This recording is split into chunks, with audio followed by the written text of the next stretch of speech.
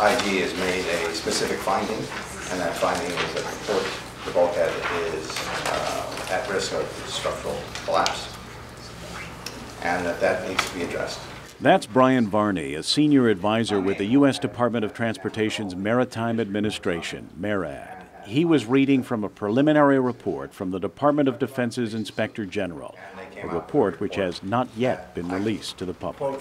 It says, we have assessed the current condition of the bulkhead and thoroughly reviewed various reports and surveys performed on the port. Our assessment found the facade and underside of the bulkhead revealed crack fissures, separation, spalling, delamination in numerous areas of exposed corroding rebar.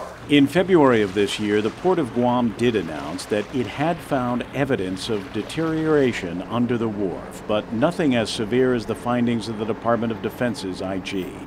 Varney says that MARAD hired their own independent engineer to assess the conclusions of the IG, and that firm reached a similar conclusion. The pressure on the bulkhead now has exceeded its limitations and must be repaired. Transportation Committee Chair Senator Tom Atta has oversight over the Port of Guam. What was the basis of that analysis? Is it so bad now that those columns are starting to lean?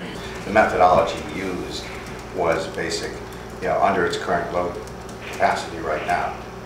Where is that bulkhead? And they found that it's 60% outside of its maximum limit. Varney presented two options: repair portions of the wharf for $55 million or replace the entire wharf for $98 million. See, the problem is you got one engineer saying one thing, others saying another. Port Board Chairman Dan Tydenko wants another opinion. You have one engineer suggesting total replacement.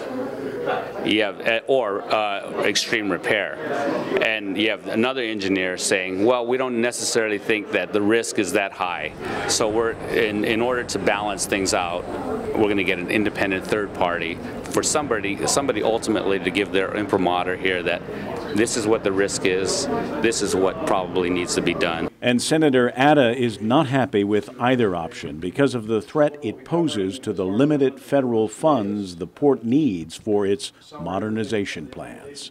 The bottom line is that I think all along when the Department of Defense provided that $50 million grant, I think everyone was under the impression that it was to fund the master plan that was approved by the legislature in 2009.